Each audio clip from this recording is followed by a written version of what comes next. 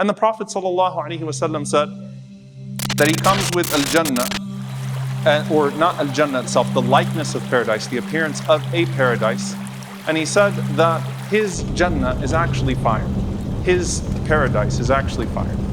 And in another narration, the Prophet ﷺ mentioned that he has these two flowing rivers. And there's no contradiction between the two narrations here, because the Prophet ﷺ is presenting what he's saying very specifically is that he's got these rivers of lava and burning and fire, right? And he's saying this is hellfire. And then he's got these rivers flowing, of musk and of milk, the image of which he says, this is my Jannah. You know what the Prophet ﷺ said? He said, if one of you sees that, if you get into a situation where you're standing right in front of him and that's what you have to do, the Prophet ﷺ said, lower your gaze, close your eyes, put your head down and drink from the boiling water. And he said, I swear it will be cool water. His Jannah is not, and his not is Jannah. It's flipped.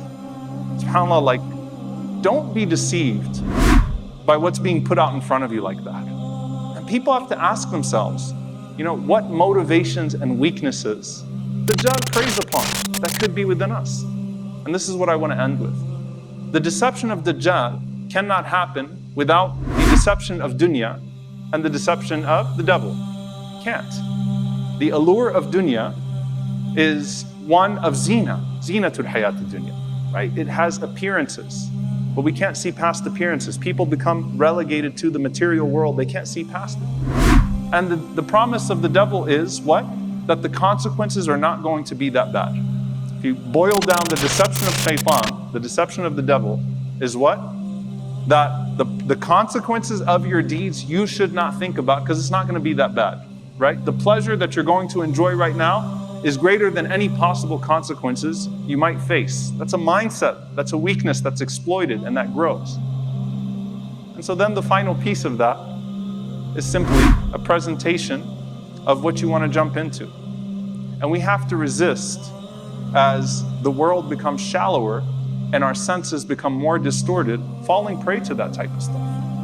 And thinking about the long-term consequences, thinking about purpose when it's so easily diluted, and thinking about why we exist when it's so easily diluted, and thinking about the hereafter when we can't see it and we don't have 3D graphics or actors or movies, and thinking about Al-Jannah wa Nar, thinking about that meeting with Allah, thinking about that meeting with the Prophet ﷺ, thinking about that idea of being held accountable, and thinking about that idea of reward and punishment. You got to see through it all and remind yourself that I can't turn my senses into something that's divine, nor can I put my trust into tools that are becoming ever more deceptive and deceitful.